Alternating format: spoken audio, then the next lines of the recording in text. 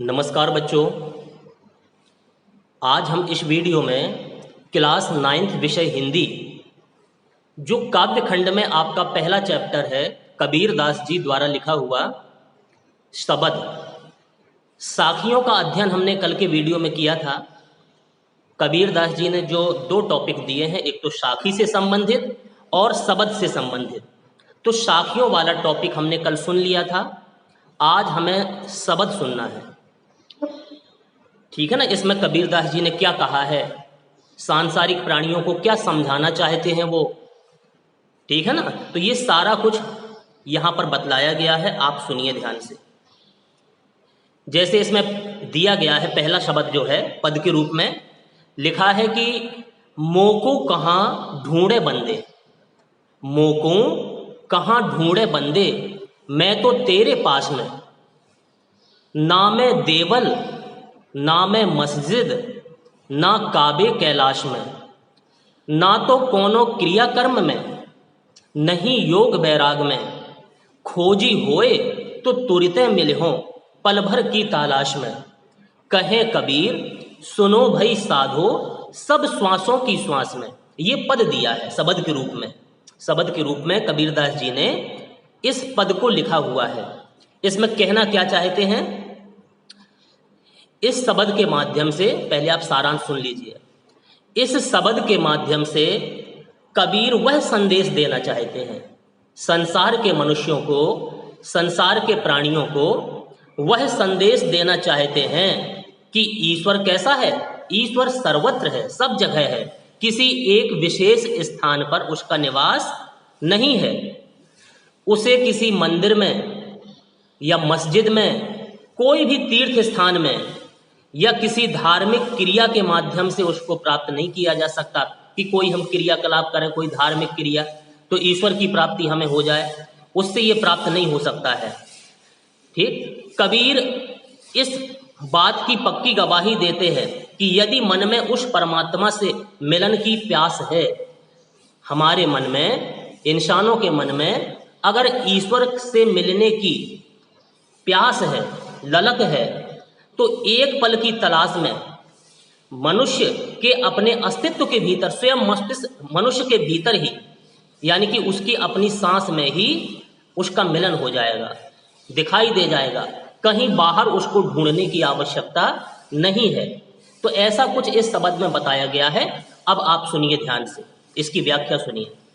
देखिए क्या कहा गया है कि मोको कहाँ ढूंढे बंदे। मोको माने मुझे, कहाँ माने कहाँ ढूंढ रहा है, ढूंढे माने ढूंढे, ढूंढना। बंदे माने हे बंदे, हे इंसान, हे मनुष्य, ठीक है ना। बंदा मनुष्य को कहते हैं। मोको कहाँ ढूंढे बंदे, मैं तो तेरे पास में। तेरे माने तुम्हारे, पास माने नजदीक। तो इसका अर्थ क्या हुआ, क्या व्याख्या लिखोगे। मोको कहाँ ढूंढे बंदे, मैं तो तेरे पास में। आए मनुष्य, मेरी खोज में लगे हुए मनुष्य, मेरी खोज करने वाले हे मनुष्य, मैं तो तुम्हारे कहाँ हूँ, नजदीक ही हूँ, तुम्हारे पास में ही हूँ। और तुम मुझे कहाँ कहाँ ढूंढ रहे हो, तुम मुझे बाहर कहाँ कहाँ ढूंढ रहे हो। हे सांसारिक मनुष्य, मैं तो तेरे नजदीक हूँ, तेरे पास में ही हूँ, और तुम मुझे कहाँ कहाँ ढूंढ रहे हो। ठीक है ना। ये पहली लाइन हुई, मोको कहाँ ढूंढे बंदे। ए मनुष्य, ए इंसान, हे सांसारिक मनुष्य, तू मुझे बाहर कहाँ ढूंढ रहा है। मैं तो तेरे पास में, मैं तो तुम्हारे ही नजदीक हूँ, तुम्हारे अंदर ही समाया हुआ हूँ, तुम्हारे पास में ही हूँ। आगे कबीरदास जी क्या लिखते हैं, ना मैं देवल ना मैं मस्जिद। देवल माने क्या होता है, देवालय, ठीक है कि नहीं, मंदिर। और मस्जिद माने आप जानते हैं मुसलमानों की मस्जिद, जहाँ वो नमाज इत्यादि अदा करते हैं, ठीक है कि नहीं। तो देवल माने देवालय यानी कि मंदिर, और मस्जिद माने मस्जिद। काबा और कैलाश, काबा भी मुसलमानों का एक धार्मिक स्थान है, और कैलाश जहाँ मानते हैं कि भगवान शंकर का निवास है कि नहीं, यानी हिंदुओं का धार्मिक स्थान, काबा मुसलमानों का धार्मिक स्थान। तो यहाँ पर सिर्फ कबीरदास जी ने सिर्फ हिंदुओं को नहीं कहा, सिर्फ मुसलमानों के लिए नहीं कहा, बल्कि संसार में जितने भी मनुष्य हैं जो भगवान की याद, भगवान की तलाश मंदिर मस्जिद जाने कहाँ कहाँ पर करते हैं, बाहर ढूंढते फिरते हैं, तो यही कहा है कि उनको बाहर ढूंढने की आवश्यकता नहीं है, वो तो तुम्हारे ही अंदर समाये हुए हैं, तुम्हारे ही नजदीक हैं ईश्वर। तो वही कह रहे हैं कि ना मैं देवल, ना मैं देवल, यानी कि ना मेरा निवास सिर्फ मंदिर में है, मेरा निवास मंदिर में नहीं है, ना मैं मंदिर, ना मैं तुम्हें मंदिर में मिलूंगा, ठीक है कि ना मैं मस्जिद, ना मेरा निवास मस्जिद में ही है, ठीक है कि नहीं। मंदिर मस्जिद में बेकार मेरी तलाश कर रहे हो, बाहर कहाँ भटक रहे हो। ना मैं मंदिर में हूं, ना मस्जिद में हूं, ठीक है कि नहीं। ना मैं मंदिर, ना मैं देवल, ना मैं मस्जिद, ना काबे कैलाश में, और ना ही काबा या कैलाश में भी हूं, बल्कि मैं तो सर्वत्र हूं। तुम एक ही स्थान पर मेरी तलाश क्यों कर रहे हो कि मैं सिर्फ तुम्हें मंदिर में ही मिलूंगा, या मैं सिर्फ तुम्हें काबा में ही मिलूंगा, मैं सिर्फ तुम्हें कैलाश में ही प्राप्त हो पाऊंगा। ऐसा नहीं है, मेरा निवास सर्वत्र है, मैं तो आप लोगों के अंदर भी समाया हुआ हूं। जो आपकी श्वास निकलती है, इन सांसों में भी मेरा वास है, तो बाहर कहीं ढूंढने की आवश्यकता मुझे नहीं है। तो यही कबीरदास जी कहते हैं कि ना मैं मंदिर, ना मैं देवल, ना तो मैं मंदिर में हूं और ना मस्जिद में हूं, ना काबा में हूं और ना कैलाश में, ठीक है। आगे क्या कह रहे, ना तो कौने क्रिया कर्म में, ना तो कौने क्रिया कर्म में, यानी कि ना तो मैं किसी क्रिया कर्म में भी हूं, यानी किसी क्रिया कर्म से भी मेरी प्राप्ति नहीं हो सकती है। मेरा निवास किसी क्रिया कर्म, कोई कर्म करो कि ऐसा करो तो ईश्वर मिल जाएंगे, किसी क्रिया कर्म में भी मैं नहीं हूं, ठीक है कि नहीं। और नहीं योग वैराग में, ना ही योग और वैराग की साधनाओं में मेरा वास है। नहीं योग वैराग में, योग लोग बाग योग करने बैठ जाते हैं, वैराग लोग वैराग्य धारण कर लेते हैं, घर परिवार छोड़ देते हैं, संसार से दूर चले जाते हैं, है ना, वस्त्र बदल लेते हैं, बाबा बन जाते हैं, संत बन जाते हैं, साधु बन गए। तो ऐसी क्रियाकलाप करने से भी ईश्वर की प्राप्ति नहीं होती है। यही कबीरदास जी कहते हैं कि ना तो मैं किसी क्रिया कर्म में हूं, ना योग और वैराग्य की साधनाओं में भी मेरा वास है। नहीं योग वैराग में, ना ही मेरा निवास योग और वैराग्य की साधनाओं में भी है। आगे क्या कहा कि खोजी होए तो तुरत मिलूं, खोजी होए, यदि तुम सच्चे खोजी हो, यदि तुम सच्ची खोज करने वाले व्यक्ति हो, ठीक है, खोजी होए तो तुरत मिलूं, तो मैं तुम्हें तुरंत ही मिल जाऊंगा। अगर सच्चा खोज करने वाला मुझे मिल जाएगा तो मैं उसे तुरंत ही प्राप्त हो जाऊंगा, पल भर की तलाश में, है कि नहीं। यानी कि पल भर में ही मैं तुम्हें मिल जाऊंगा, तुमको प्राप्त हो जाऊंगा। खोजी होए तो तुरते मिलूं पल भर की तलाश में। अगर सच्चा खोजी मुझे मिल जाएगा, सच्चे खोजी अगर तुम होगे, तो मैं तुम्हें तुरंत ही, यानी कि पल भर भी तुम्हें तलाशना नहीं पड़ेगा, मुझे पल भर भी मुझे ढूंढना नहीं पड़ेगा, मैं तुम्हें तुरंत ही मिल जाऊंगा। ये कबीरदास जी ने लिखा है। और आगे क्या कहा, कहे कबीर, कहे माने कहते हैं, कबीर माने कबीरदास जी, सुनो भाई साधो, सुनो माने सुनो, भाई माने भाइयों, साधु माने सज्जनों। हे सज्जनों, हे संसार के मनुष्यों, तुम मेरी बात ध्यान से सुनो। सब श्वासों की श्वास में, अरे मेरा निवास, तो ईश्वर कह रहे, सब श्वासों की श्वास में परमात्मा मनुष्य के भीतर ही समाया हुआ है, परमात्मा मनुष्य के भीतर ही निवास करता है, ठीक है कि नहीं। यानी कि मैं तुम्हारी सांसों में ही बसता हूं, सब श्वासों की श्वास में। अरे मेरा निवास तो तुम्हारी सांसों में भी है, सांसों में भी तुम्हारा निवास है, तुम मुझे बाहर कहां ढूंढ रहे हो, ठीक है कि नहीं। मैं तो सब सांसों की सांस में भी बसता हूं, सभी व्यक्तियों की सांसों में भी मेरा निवास है। यानी कि इस पूरे टॉपिक में कबीरदास जी के कहने का आशय क्या है कि परमात्मा वो ईश्वर जिसकी तलाश हम बाहर करते हैं, मंदिर में जाते हैं, मस्जिदों में जाते हैं, काबा में जाते हैं, कैलाश में जाते हैं, कई प्रकार के क्रिया कर्म करते हैं, योग करते हैं, ध्यान की मुद्रा में बैठ जाते हैं, वैराग्य धारण कर लेते हैं, है कि नहीं। इतना सब कुछ करने की आवश्यकता नहीं है। अगर सच्चा प्रेम करने वाला मुझे मिल जाएगा, मुझे सच्चा खोज करने वाला मिल जाएगा, सच्चा खोजी मिल जाएगा, तो मैं तो उनकी सांसों में भी निवास करता हूँ, क्यों मुझे बाहर तलाश रहे हो? है कि नहीं? अगर सच्चा खोज करने वाला मुझे मिल जाएगा तो मैं उन्हें पल भर की तलाश, पल भर भी नहीं लगेगा उन्हें मुझे तलाश में, और मैं उन्हें तुरंत ही मिल जाऊंगा। ठीक है कि नहीं? यानी कि यही उनके कहने का आशय है कि परमात्मा मनुष्य के भीतर ही निवास करता है, देवालय और कर्मकांडों में नहीं। है कि नहीं? उसका निवास सिर्फ देवालयों में या कर्मकांड में नहीं है। परमात्मा कहाँ है? मनुष्यों के भीतर भी निवास करता है, ये कहने का आशय है। ठीक है ना? तो ये पहला शब्द आपको संभवतः बन जाएगा। फिर से एक बार सुन लीजिए। ठीक है कि नहीं? मुंह को कहाँ ढूंढे बंदे, हे संसार के मनुष्यों, तुम मुझे बाहर कहाँ ढूंढ रहे हो? मैं तो तुम्हारे पास में ही हूँ, तुम्हारे अंदर ही समाया हुआ हूँ। ना मैं देवल, ना मेरा निवास सिर्फ मंदिर में है, ना मस्जिद में ही मेरा निवास है, ना काबे कैलाश में, ना मेरा निवास सिर्फ काबा और कैलाश में ही है, ना तो दोनों क्रियाकर्म में, मेरा निवास किसी क्रियाकर्म में भी नहीं है, नहीं योग वैराग में, योग और वैराग की साधनाओं में भी, योग करने से और वैराग्य धारण करने में भी मेरा निवास नहीं है। यानी कि योग और वैराग्य की जो साधनाएं करते हैं लोग बाग, उन साधनाओं में भी मेरा निवास नहीं है। आगे क्या लिखा? खोजी होए तो तुरते मिल हो। अगर मुझे सच्चा खोज करने वाला मिल जाएगा, मेरा सच्चा खोजी होगा, तो पल भर भी उसको देर नहीं लगेगी, पल भर भी मुझे तलाशना नहीं पड़ेगा, मैं उसे तुरंत मिल जाऊंगा। इसलिए कबीरदास जी कहते हैं, हे संसार के मनुष्यों, हे सज्जनों, तुम मेरी बात सुनो। सब श्वासों की सांस में, यानी कि मेरा निवास प्रत्येक प्राणियों की सांस में भी है, यानी कि उसके अंदर भी मैं समाया हुआ हूं। ठीक है ना? तो ये पहला पद संभवतः आपको बन जाएगा, है ना? इसको पढ़ना समझना। चलिए आगे। आगे जो दूसरा इनका शब्द है कबीरदास जी का, इसमें ये क्या कहना चाहते हैं सुन लीजिए। जो दूसरा पद है, इस शब्द के माध्यम से कबीर क्या बताएंगे?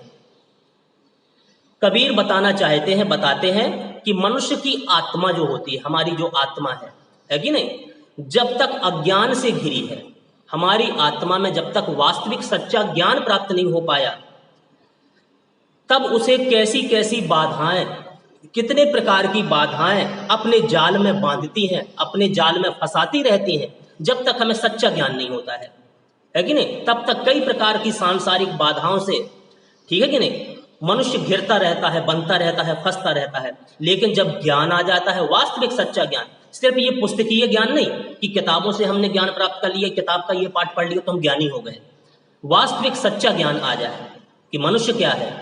ठीक है कि नहीं? तो जब ज्ञान, वास्तविक सच्चा ज्ञान इंसान के अंदर आ जाता है, तो जो सांसारिक बाधाएं मनुष्य को घेर लेती हैं, लोभ, मोह, अहंकार, मद, मत्सर, है कि नहीं, सारे जो सांसारिक विषय वासनाएं जो हैं, जिनमें मनुष्य घिर जाता है, तो जब सच्चा ज्ञान इंसान के अंदर आ जाता है, तो उन बाधाओं का अंत हो जाता है, समाप्त हो जाती हैं वो सारी बाधाएं, और मनुष्य का मन निर्मल हो जाता है, पवित्र हो जाता है कि नहीं? उसी को कबीरदास जी ने अपने इस शब्द में, पद के माध्यम से लिखा हुआ है। आप सुनिए क्या कहा कबीरदास जी ने कि संतो आई ज्ञान की आंधी रे, संतो भाई आई ज्ञान की आंधी रे। संतो माने हे सज्जनों, हे संतो, भाई भाइयों, आई आ गई, जब आती है ज्ञान की आंधी, ज्ञान रूपी आंधी जब आती है, जैसे एक सामान्य आंधी चलती है, जब आंधी चलती है ना, जब भयंकर आंधी तूफान चलता है तो बड़े बड़े पेड़ भी गिर जाते हैं, टीन टप्पर उड़ जाते हैं, जो कच्चे मकान घास फूस के बने हैं उनका छप्पर इत्यादि नीचे गिर जाता है, रस्सियों से जो बंधे रहती हैं बल्लियां, रस्सियां भी छिन्न भिन्न हो जाती हैं, वो बल्लियां भी सब नीचे गिर जाती हैं जब भयंकर तेज आंधी आती है। तो जब सामान्य आंधी आती है तो उसका ये प्रभाव होता है कि क्या होता है, छप्पर गिर जाते हैं, रस्सियां छिन्न भिन्न हो जाती हैं, सब टूट फूट हो जाती है। अच्छी आंधी आने से, जो वास्तविक पेड़ पौधों के द्वारा जो आंधी चलती है, हवा चलती है, वायु का प्रकोप जब आता है, तो इस आंधी का प्रभाव ये होता है। उसी प्रकार से जब ज्ञान की आंधी आती है मनुष्य के अंदर, मनुष्य के अंदर जब ज्ञान रूपी आंधी प्रवेश करती है, ज्ञान भयंकर तूफान लेकर के हृदय में प्रवेश कर जाता है, यानी कि वास्तविक सच्चा ज्ञान जब मनुष्य को प्राप्त हो जाता है, तो क्या कहते हैं, संतो भाई आई ज्ञान की आंधी रे, कि हे संतो, जब ज्ञान की आंधी आई, आई ज्ञान की आंधी रे, हे संतो, हे सज्जनों, जब ज्ञान की आंधी आई तब क्या हुआ? ज्ञान की आंधी आने पर क्या हो गया हमारे अंदर? सुनिए आगे, अगली लाइन में लिखा है, भ्रम की टाटी सबे उड़ानी। भ्रम की टाटी सबे उड़ानी, यानी कि जब ज्ञान की आंधी आई तो भ्रम की टटिया उड़ गई। टाटी माने होता है जैसे अड़ी सा, जैसे दरवाजे में किवाड़ लगा देते हैं कि कोई अंदर ना आने पाए। ऐसे जब कच्चे घर बनते थे उसमें पहले टटिया लगा देते थे, टाटी लगा देते थे, ठीक है कि नहीं, घास फूस की कुछ बांध करके, रस्सी इत्यादि बांध करके, बल्ली इत्यादि बांध करके उसमें कर देते थे, अड़ी सा लगा देते थे, हो जाता था। तो ये टटिया लगा देते जिससे अंदर कोई प्रवेश ना करे, ठीक है कि नहीं। तो कबीरदास जी क्या समझाते कि हे संतो, जब ज्ञान की आंधी आई तो भ्रम की टटिया उड़ गई।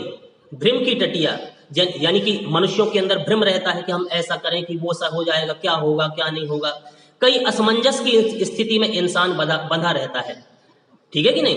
तो जब ज्ञान की आंधी मनुष्य के अंदर प्रवेश करती है तो क्या होता है, भ्रम रूपी टटिया जो इंसान के हृदय को जकड़े हुए है कि नहीं, भ्रम की टटिया ये उड़ जाती है, भ्रम की टटिया उड़ गई। तो हे संतो, जब ज्ञान की आंधी आई तो भ्रम की टाटी उड़ गई, समाप्त हो गया भ्रम इंसान का।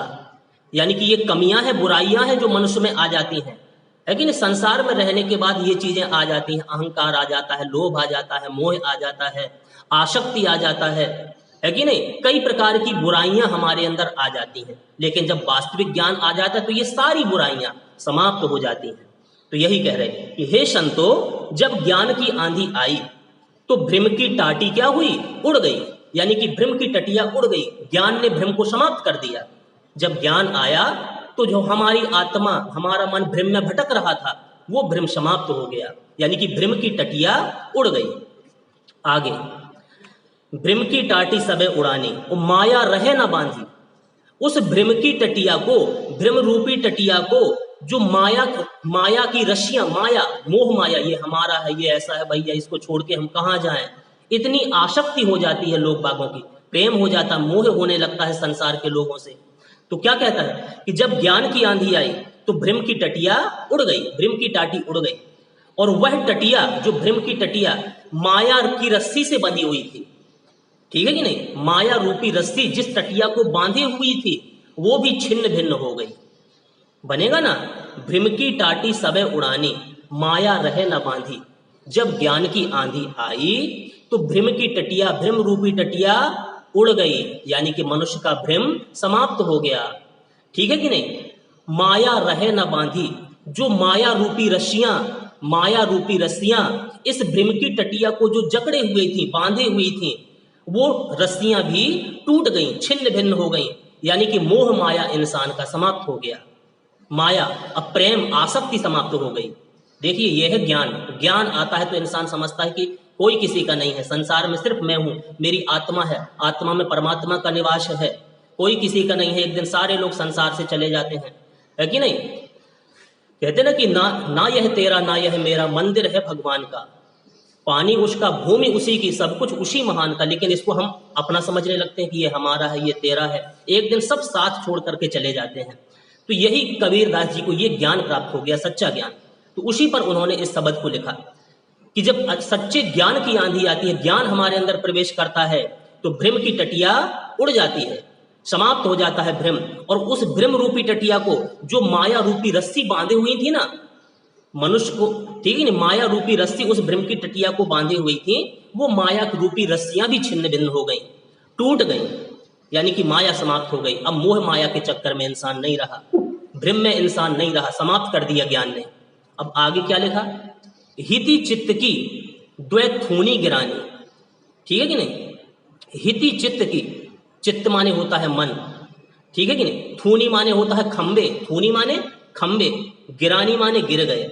अच्छा, जैसे मकान होता है, छोटी सी झोपड़ी होती है, तो उस झोपड़ी में समझ लीजिए कि भ्रम की टटिया लगी थी, टटिया लगी थी, उस टटिया को मोह रूपी रस्सियां बांधी हुई थी, और उसके ऊपर क्या था, छप्पर था, छप्पर ऊपर था जिससे पानी आनी नीचे ना आए, ठीक है। तो क्या क्या हुआ, जब ज्ञान की आंधी आई तो भ्रम की टटिया तो समाप्त हो गई, टूट गई। मोह रूपी रस्सियां भी उसको बांध के नहीं बचा पाई टटिया को, वो भी छिन्न भिन्न हो गई रस्सियां।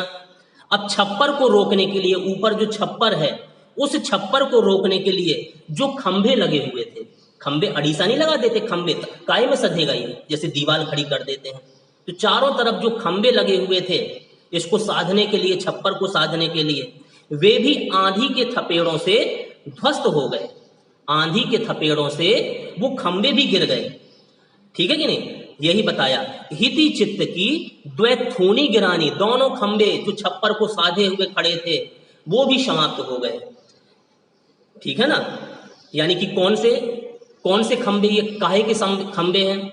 विषय आसक्ति और बाह्य आचार। विषय, हम विषय वासनाओं में पड़ जाते हैं, भोग विलास में पड़ जाते हैं, तो ये विषय आसक्ति रूपी और बाह्य आचार रूपी जो खंभे थे इस छप्पर को साधे हुए थे, लेकिन जब ज्ञान की आंधी आई सारी विषय वासनाओं रूपी खंभे ये धराशायी हो गए, गिर गए।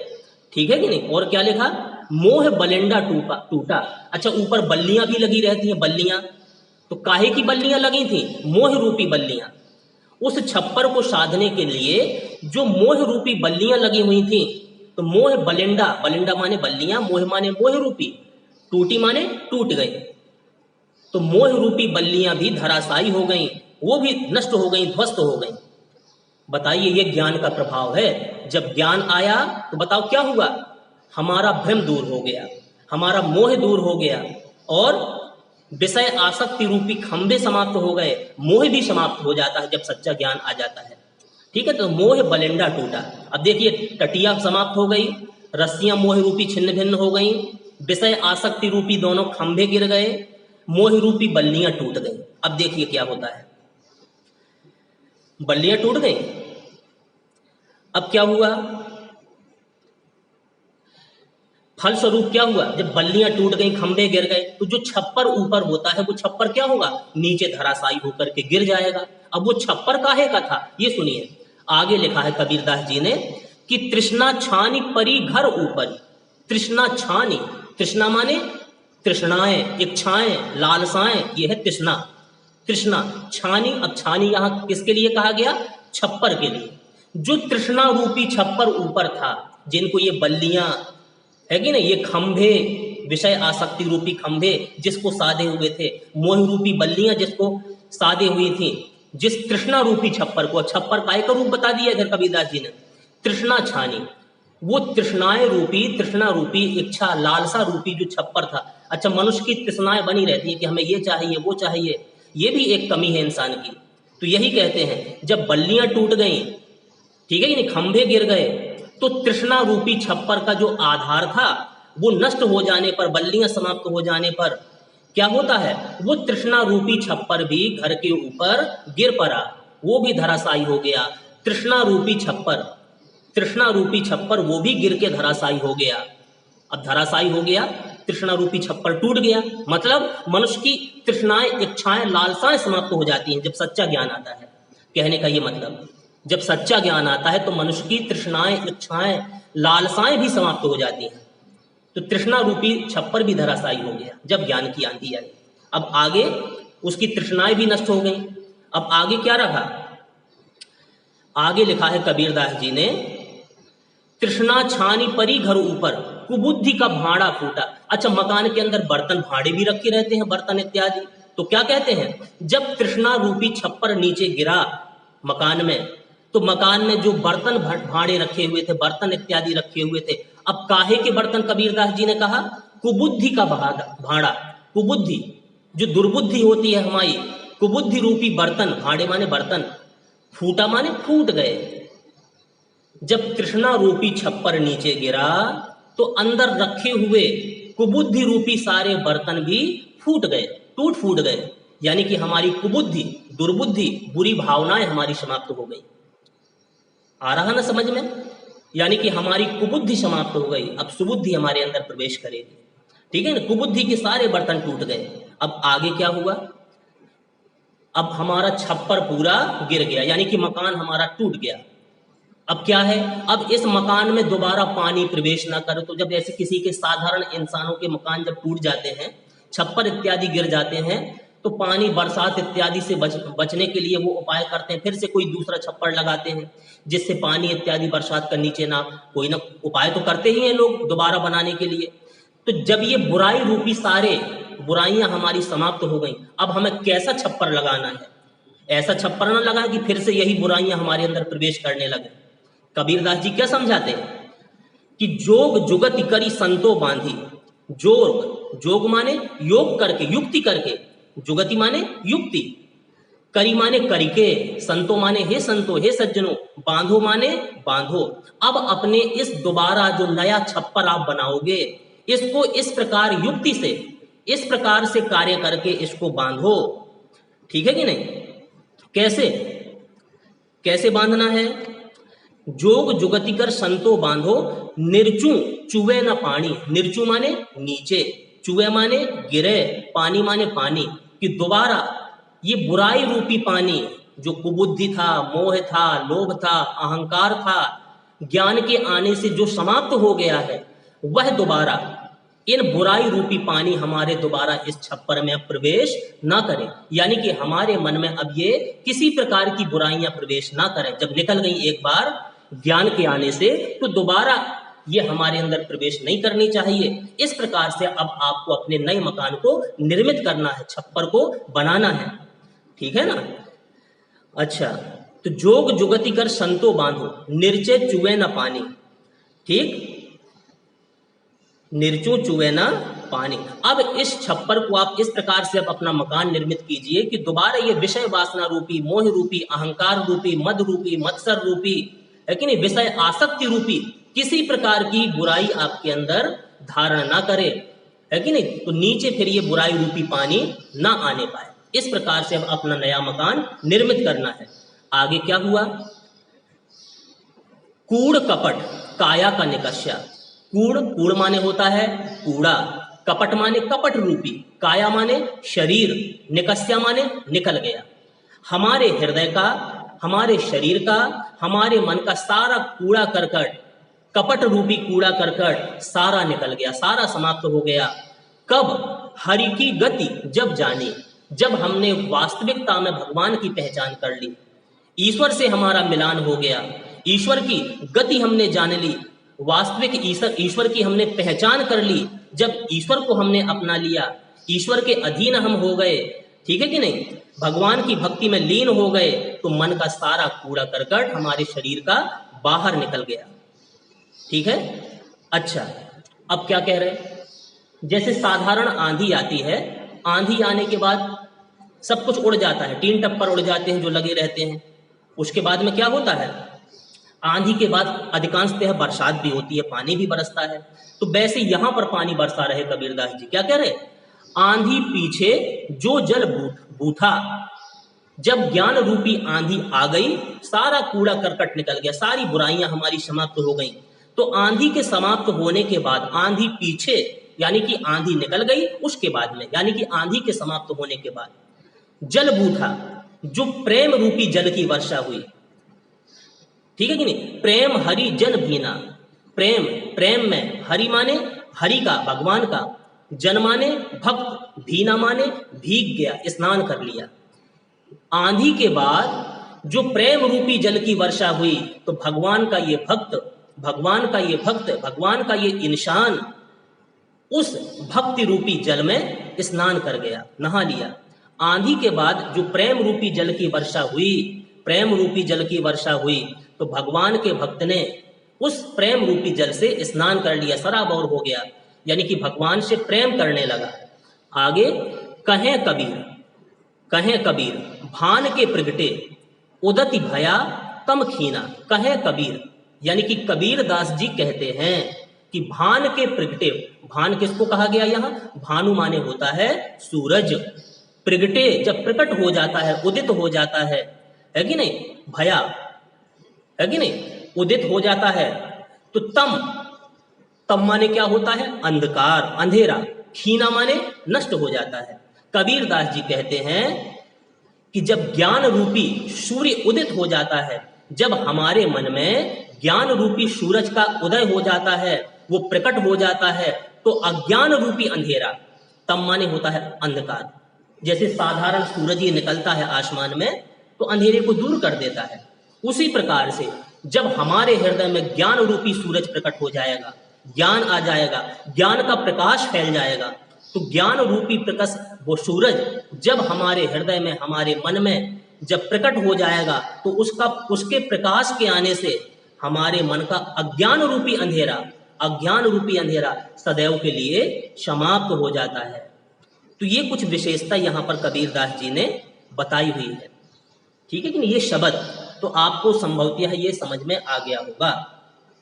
ठीक है ना? फिर से एक बार इसका अर्थ जल्दी से सुन लीजिए पूरे का।